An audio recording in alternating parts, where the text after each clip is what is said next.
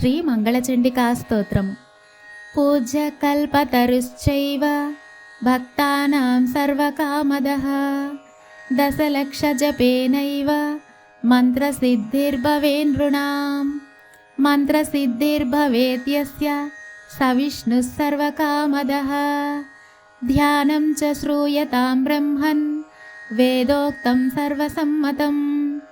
देवीं षोडशवर्षीयां शश्वत्सुस्थिरयौवनां सर्वरूपगुणाढ्यां च कोमलाङ्गीं मनोहरां श्वेतचम्पकवर्णाभां चन्द्रकोटिसमप्रभां वह्निशुद्धां सुखाधानां रत्नभूषणभूषितां बिभ्रन्तीं कबरीभारं मल्लिकामाल्यभूषितं बिम्बोष्टिं सुदतीं शुद्धां शरत्पद्मनिभाननाम् ईषद्दास्यप्रसन्नास्यां सुनीलोल्पललोचनां जगद्धात्रीं च धात्रीं च सर्वेभ्यः सर्वसम्पदां संसारसागरे घोरे पीतरूपां वरां भजे।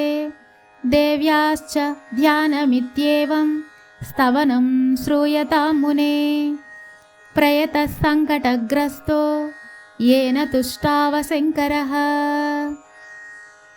शङ्कर उवाच रक्ष रक्ष जगन्मातर्देवि मङ्गलचण्डिके हारिके विपदां रासेर्हर्षमङ्गलकारिके हर्षमङ्गलदक्षे च हर्षमङ्गलदायिके शुभे मङ्गलदक्षे च शुभे मङ्गलचण्डिके मङ्गले मङ्गलार्हे च सर्वमङ्गलमङ्गले सदा मङ्गलप्रदे देवी सर्वेषां मङ्गलालये पूज्ये मङ्गलवारे च मङ्गलाभीष्टदैवते पूज्ये मङ्गलभूपस्य मनुवंशस्य सन्ततम् मङ्गलाधिष्ठातृदेवी मङ्गलानां च मङ्गले संसारमङ्गलाधारे मोक्षमङ्गलदायिनी सारे च मङ्गलाधारे पारे च सर्वकर्मणां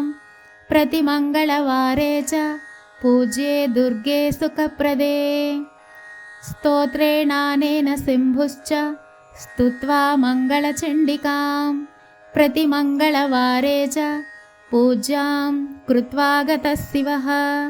प्रथमे पूजिता देवी शिवेन सर्वमङ्गला द्वितीये पूजिता सा च मङ्गलेन ग्रहेण च तृतीये पूजिता भद्रा मङ्गलेन गृहेण च चतुर्थे मङ्गले वारे सुन्दरीभिः प्रपूजिता पञ्चमे मङ्गलाकाङ्क्षी नरैर्मङ्गलचण्डिका पूजिता प्रतिविश्वेषु विश्वे स पूजिता सदा ततः सर्वत्र सम्पूज्य बभूव परमेश्वरी देवैश्च मुनिभिश्चैव मानवैर्मनुभिर्मुनेः देव्याश्च मङ्गलस्तोत्रं यः शृणोति समाहितः तन्मङ्गलं भवेत् तस्य न भवेत् तदमङ्गलम् इति मङ्गलचण्डिकास्तोत्रं